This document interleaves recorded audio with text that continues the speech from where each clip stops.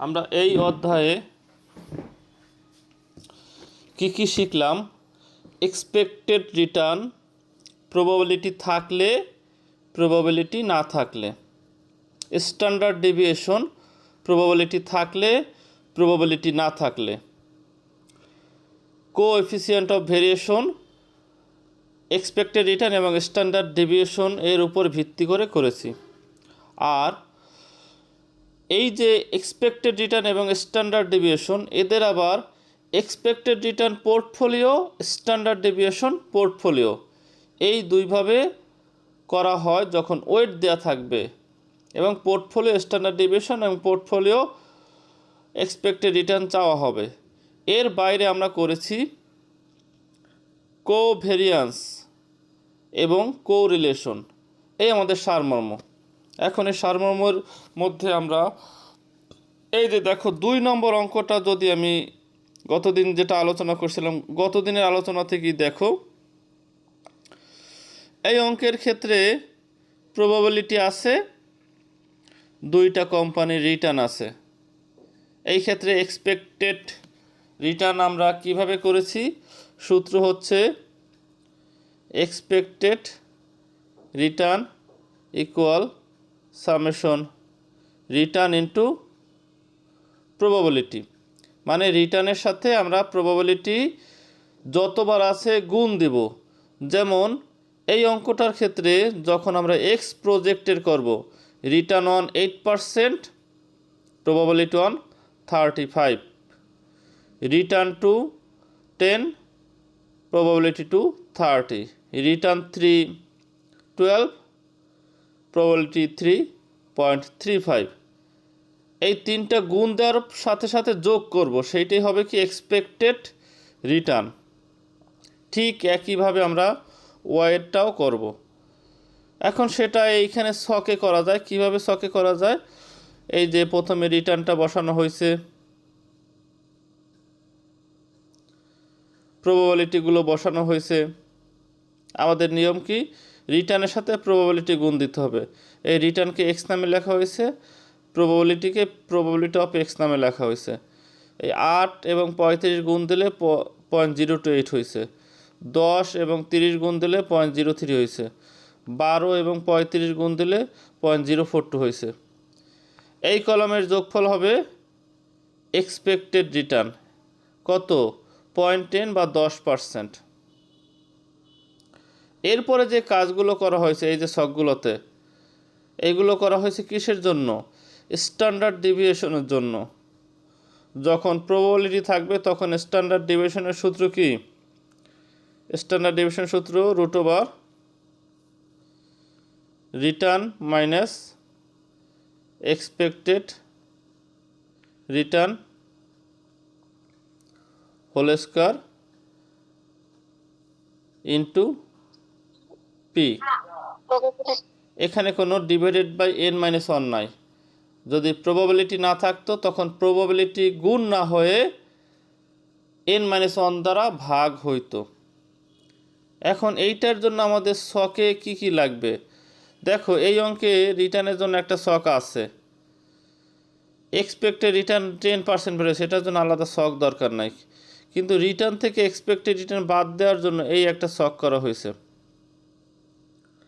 তারপর তাদের বর্গ করার জন্য একটা ছক হয়েছে, আর তাদের প্রবাবিলিটি গুণ দেওয়ার জন্য একটা ছক হয়েছে। এই 3টা থেকে তোমরা 2টা ছক ইউজ করতে পারো। বিয়োগ করে সরাসরি বর্গ করে দিবা, বিয়োগ করে সরাসরি বর্গ করে দিবা। ঠিক একইভাবে ওয়াইয়ের কাজ করা হয়েছে, return of Y, probability of Y, তারপরে রিটার্নের সাথে প্রবাবিলিটি গুণ, এই কলামের সাথে এই কলাম, এগুলো গুণ করার পর যে যোগফলটা হবে 15-25 বা 15.25% হবে। এটা হবে কি এক্সপেক্টেড রিটার্ন। তারপর কি রিটার্ন মানে এক্সপেক্টেড রিটার্ন সরাসরি হোল স্কয়ার, এই ছকটা দিয়ে দেবো, এটা বাদ দিয়ে দিলাম, এটা দরকার নেই। সরাসরি রিটার্ন মানে এক্সপেক্টেড রিটার্ন হোল স্কয়ার। এই কলামটার ব্যাপারে যদি আবার একটু বলি কিভাবে করবা, এই কলামটা যদি বাদ দাও, এই কলামটা কিভাবে করবা? এই রিটার্ন আছে 0.05, এক্সপেক্টেড রিটার্ন আছে 0.1525, তাহলে 0.05 থেকে 15-25 বিয়োগ বর্গ, এই গেল, এইটা আসবে।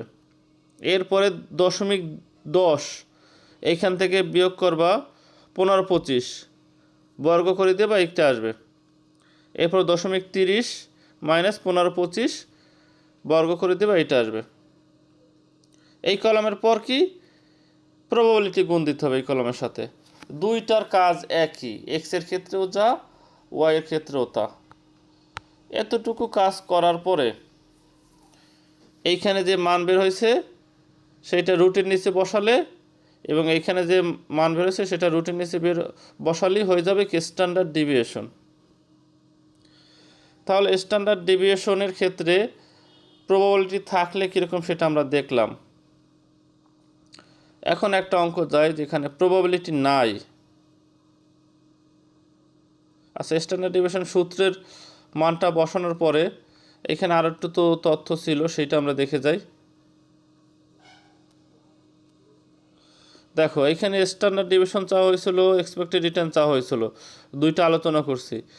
কিন্তু পোর্টফোলিও স্ট্যান্ডার্ড ডিভিয়েশন কি, সিগমা পি, বিশাল একটা রুট ওভার, সেইখানে কি হবে sigma square 1 into weight square 1 plus sigma square 2 into weight square 2 plus এরপরে যেন কি থাকে 2 into weight 1 into weight 2 into কি কোভেরিয়ান্স, ইন্টু কি কোভেরিয়ান্স। তাহলে এই যে সূত্রটা, এটা কিন্তু একটু বড় সূত্র, আমি পুরোটা লিখতে পারি নাই এখানে এক লাইনে। এইখান থেকে দেখো, এইখান থেকে কিন্তু পুরোটা নাই, না থাকার কারণ হচ্ছে অঙ্কে কিন্তু কোভেরিয়ান্স নাই, সেজন্য এই অংশটা নাই। Sigma square 1 into weight square 1 plus sigma square 2 into weight square 2। 1 2 বলতে security X Y A B C D যা দেওয়া থাকবে সেইগুলো ইউজ করবা। এইটা যদি 3টা থাকে তাহলে 3বার হবে, 3টা থাকলে 3বার হবে। এখন পোর্টফোলিও স্ট্যান্ডার্ড ডিভিয়েশন তাহলে এই সূত্রের মাধ্যমে করবা। সর্বশেষ বলতে ওই রিকোয়ারমেন্ট আর আমরা দেখতে যাচ্ছি না, আমরা ওয়েট ছাড়া একটা দেখি, ওয়েট না প্রবাবিলিটি ছাড়া।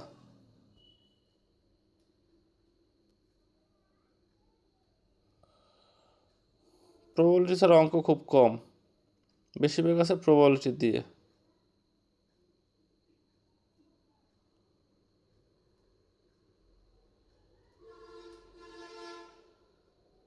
এই দেখো একটা অঙ্ক আছে,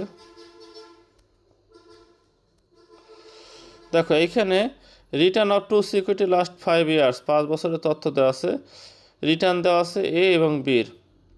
এইখানে কিন্তু কোনো প্রবাবিলিটি নাই।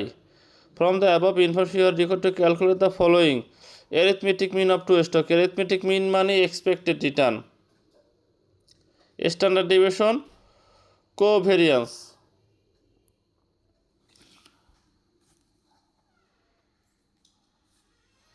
তাহলে এইখানে এক্সপেক্টেড রিটার্ন যখন শুধু প্রবাবিলিটি ছাড়া থাকবে তখন আমরা কি করব, এই যে 1টা 2টা 3টা 4টা 5টা, 5টা রিটার্ন দেওয়া আছে, 5টা যোগ 5 দিয়ে ভাগ, এইটা কিন্তু এই ক্ষেত্রে সহজ আছে, 5টা যোগ 5 দিয়ে ভাগ। দেখো এইখানে কিন্তু এই কলামে 5টা রিটার্ন যোগ করে 34 পাওয়া গেছে, এই 34কে 5 দ্বারা ভাগ করছে 6.8 আসছে। ঠিক একইভাবে স্টক বিরও করা লাগবে। আর এই ছকটা কিসের জন্য করা হয়েছে, স্ট্যান্ডার্ড ডেভিয়েশন করার জন্য। যখন প্রবাবিলিটি না থাকবে তখন স্ট্যান্ডার্ড ডেভিয়েশনের সূত্র কি, স্ট্যান্ডার্ড ডেভিয়েশনের সূত্র হচ্ছে root over return minus expected return whole square, এখানে সামেশন হবে ডিভাইডেড বাই n মাইনাস 1। বিগত সালের তথ্যগুলো দিলে n মাইনাস 1 দ্বারা ভাগ হবে। আর যদি প্রবাবিলিটি থাকতো তখন n মাইনাস 1 দ্বারা ভাগ না দিয়ে প্রবাবিলিটি আমরা গুণ দিতাম। তাহলে স্ট্যান্ডার্ড ডিভিয়েশনের ব্যাপারটা গেল। এখন এইটার জন্য আমাদের ছকে দেখো এই যে রিটার্ন মানে এক্সপেক্টেড রিটার্ন হোল স্কয়ার, সরাসরি একটা ছক দিলেই হবে, এই ছকটার দরকার নাই, এই ছকটা বাদ দিয়ে তোমরা করতে পারো। কিভাবে করতে পারো? এই রিটার্ন হচ্ছে 10, এক্সপেক্টেড রিটার্ন কত 6.8, তাহলে 10 থেকে 6.8 বাদ দিবা, সরাসরি বর্গ করবা, তাহলে এই ঘরের রেজাল্টটা চলে আসবে 10.24। তোমরা সাথে প্রয়োজনে ক্যালকুলেটরও রাখবা যখন আমাদের পড়া থাকবে। আবার 3 থেকে 6.8 বাদ দিয়ে সরাসরি বর্গ করে দিবা, 14.44 হবে। আবার -2 থেকে -6.8 বাদ দিবা, বর্গ করে দিবা, 38.44 হবে। 10 থেকে 6.8 বাদ দিবা, বর্গ করে দিবা, 10.24 হবে। এই কলামের যোগফলটা আমরা ওই সূত্রে বসাবো। এই কলমটা তাহলে কি দেওয়ার দরকার নাই, প্রতিবারই বলতেছে এই কলমটা দেওয়ার দরকার নেই। কেন দরকার নাই? শুধু শুধু একটা কলাম বাড়ানোর প্রয়োজনীয়তা নাই, কারণ ওই কলামের বাড়তি কোনো কাজ নাই। তাহলে এটা সূত্রে কিভাবে বসাবা? দেখো এই যে সূত্রে বসানো হয়েছে, আমরা কিন্তু বলছি প্রবাবিলিটি না থাকলে সূত্র এইটা। তাহলে দেখো সূত্রে সরাসরি ছক থেকে মানটা বসানো হয়েছে, এন এর মান 5 - 1, এইটা স্টকে, এইটা স্টক বি এর, স্টক বি এর কাজ এইখানে করা হয়েছে। সেমভাবে এখন এই অঙ্কে আর একটা কী রিকোয়ারমেন্ট ছিল আমরা একটু দেখি। কোভেরিয়েন্স ছিল, কোভেরিয়েন্স ছিল আর পোর্টফোলিও স্ট্যান্ডার্ড ডিভিয়েশন ছিল। তাহলে সেই দুইটা আমরা দেখি কোভেরিয়েন্স এবং পোর্টফোলিও স্ট্যান্ডার্ড ডিভিয়েশন কীভাবে করা হয়েছে। দেখো কোভেরিয়েন্সের ক্ষেত্রে আমাদের সূত্র কী ছিল? যখন প্রবাবিলিটি না থাকবে তখন কোভেরিয়েন্সের সূত্র, আর যখন প্রবাবিলিটি থাকবে তখন কোভেরিয়েন্সের সূত্র। কোভেরিয়েন্সের সূত্র হচ্ছে যখন প্রবাবিলিটি থাকবে তখন কি, প্রবাবিলিটি থাকবে না থাকবে সেটা না, কোরিলেশনের মান থাকবে। কোরিলেশনের মান থাকলে আর into sigma 1 into sigma 2, probability থাকা অবস্থায় যখন কোরিলেশনের মান থাকবে তখন আর ইন্টু সিগমা 1 ইন্টু সিগমা 2। কিন্তু যখন প্রবাবিলিটি না থাকবে তখন কোভেরিয়েন্সের সূত্রটা এইটা ব্যবহার করব। এইটা কিভাবে? x - x বার ইন্টু y - y বার। y x বার মানে কি x মাইনাস, এটা একটু ভাঙিয়ে দেখাই তোমাদের।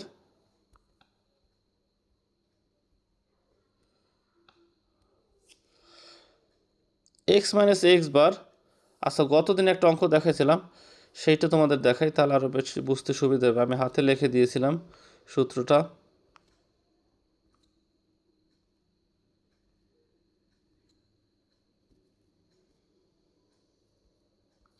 এই যে দেখো এইখানে কিন্তু ডিটেল করা ছিল গতদিন।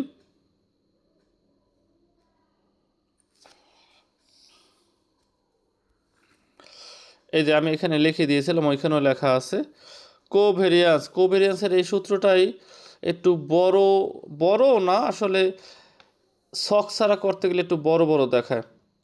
দেখো এই রিটার্ন আর এই এক্সপেক্টেড রিটার্ন, অনিন্দিতা বলছিল রিটার্ন এক্সপেক্টেড রিটার্নে গলিয়ে ফেলো। এক্সপেক্টেড রিটার্ন তুমি যেটা ক্যালকুলেশন করে বের করছো, এই যে এইখান থেকে ক্যালকুলেশন করে বের করা হয়েছে, কত বেড়েছে 5.25%। আবার এক্সপেক্টেড রিটার্ন 2 কত 5.5%। এই দুইটা হচ্ছে এক্সপেক্টেড রিটার্ন 1 এবং 2। আর রিটার্ন 1 2 কোনগুলো? রিটার্ন 1 2 হচ্ছে এই যে এক্স এবং ওয়াইয়ের যে রিটার্ন, 1 হচ্ছে 10, 2 হচ্ছে 8। আবার দ্বিতীয় ক্ষেত্রে 1 হচ্ছে 5, 2 হচ্ছে 6, মানে এইগুলো হচ্ছে 1 আর এইগুলো হচ্ছে 2। এক্সেরগুলো হচ্ছে 1, ওয়াইয়েরগুলো হচ্ছে 2। তাহলে এই তথ্য দিয়ে আমরা কিভাবে এখানে অ্যাপ্লাই করব সেটা দেখি। রিটার্ন অন, রিটার্ন অন কত বলো 10%। রিটার্ন অন কত 10%। দেখো এই যে 10% বসানো হয়েছে, তোমাদের কি দেখা যায় যে ছোটো করে লেখা 10%? 0.10, এই যে এখানে দেখা যায় return on minus expected return on. Expected return on কোনটা? এই যে প্রথমটা 0.0525, এই যে দেখো 0.0525, এই গেল এই প্রথম ঘরের কাজ। এবার মাঝখানে কি গুণ আছে, মাঝখানে কি গুণ, রিটার্ন টু, এই দেখো রিটার্ন টু কত থেকে আসছে, এই যে 8%, এইটা হচ্ছে রিটার্ন টু। আর এক্সপেক্টেড রিটার্ন টু কোনটা? এই যে ক্যালকুলেশন করে বের করছো 0.055, এই দেখো 0.055। এই গেল একবার কাজ। এখন এই সামেশন দ্বারা কি বোঝায়? এই রিটার্ন যতবার আছে ততবার যোগ হবে। তাহলে রিটার্ন একবারের কাজ করছি, আরও কয়বার আছে? একবার, দুইবার, তিনবার। এই একই কাজ আমরা তিনবার পুনরাবৃত্তি করব। তাহলে পুনরাবৃত্তি যদি করি, এই দেখো যোগ দিলাম, যোগ দেওয়ার পরে আবার রিটার্ন অন কত? 5%, এই দেখো 0.05। আর এক্সপেক্টেড রিটার্ন অন তো সবসময় এইটা, এক্সপেক্টেড রিটার্ন টু হচ্ছে সবসময় এইটা। দেখো তাহলে এইটা কত? 5.25%, এই দেখো 5.25% মাইনাস। আর রিটার্ন টু কত? এই যে 6%, এই দেখো 6%। এবং এক্সপেক্টেড রিটার্ন টু কত? এই যে 5.5%, এই 5.5055। এইগুলো দ্বিতীয় ধাপের কাজ। এবার তৃতীয় ধাপের কাজ আবার রিটার্ন অন 2%, রিটার্ন টু কিন্তু 2%। এই রিটার্ন অন দেখো 2% -2, আর এক্সপেক্টেড রিটার্ন অন তো বললামই। আবার return to, expected return two. আবার চতুর্থ ধাপের কাজ, সেটা যোগ করবা। রিটার্ন অন কত? এখানে 8%, এই দেখো 8%, মাইনাসের মাইনাস এক্সপেক্টেড রিটার্ন অন, এই যে এইটা। আবার return two 10% minus expected return two, এই যে এইটা 5.5%। এরপর জাস্ট ক্যালকুলেশন করতে হবে। এটা তোমাদের খাতায় বসাই তারপর ক্যালকুলেশন করতে হবে, তাহলে ক্লিয়ার হবে। কোরিলেশন করার পরে, মানে কোভেরিয়েন্স করার পরে কোরিলেশনের সূত্র কিন্তু সহজ। কোরিলেশনের সূত্র কি? Covariance divided by sigma 1 2। Correlation R এর সূত্র কি? কোভেরিয়েন্স যেটা বের করছি তাকে ভাগ দেব কি? সিগমা 1 গুণ সিগমা 2। এই 5টা সূত্র নিয়ে আমরা অঙ্ক করছি। তোমরা হাতে কলমে করবা, করার পরে যে সমস্যা বাঁধবে সেইটা আমাকে দেখাবা। যদি না করো তাহলে কিন্তু সমস্যা জটিলতা কোনোভাবেই কমবে না। আমি আশা করি বিষয়টা বোঝাতে পারছি যে তোমাদের মূল সমস্যা তোমরা সরাসরি প্র্যাকটিস করো না। এক হচ্ছে বই নাই, আর এক হচ্ছে তোমাদের এখন সময় হয় না পড়াশোনার। কিন্তু এখন ফাইনাল ইয়ার, গুরুত্ব না দিলে কিন্তু ভোগান্তিতে পড়বা। আমরা আজকের যে আলোচ্য বিষয় তৃতীয় চ্যাপ্টার। আমরা তো চতুর্থ চ্যাপ্টার করছি, তার আগের চ্যাপ্টার হচ্ছে তৃতীয় চ্যাপ্টার। ইনভেস্টমেন্টে অঙ্কগুলো হচ্ছে শেষের দিকে বেশি, প্রথম দিকে কম। প্রথম চ্যাপ্টারে কোনো অঙ্কই নাই। দ্বিতীয় চ্যাপ্টারে অঙ্ক কোনো বইতে দিয়েছে, কোনো বইতে দেয় নাই। না করলেও হয়, করলেও হয়, সেটা আমরা শেষের দিকে হয়তো করব। ওগুলো আগের অঙ্কই, কমন অঙ্ক। 3 নম্বর চ্যাপ্টারে 1-2টা অঙ্ক করলে মোটামুটি চ্যাপ্টারের বড় অঙ্কের ধারণা হয়ে যায়, ছোট অঙ্ক টুকটাক আছে। চতুর্থ চ্যাপ্টার তো আমরা দেখলামই। তাহলে আমরা তৃতীয় চ্যাপ্টারের আজকের বিষয়ে যাব। তাহলে এই পর্যন্ত আমি রেকর্ডিংটা ক্লোজ করে দিই, আবার নতুন করে করতেছি।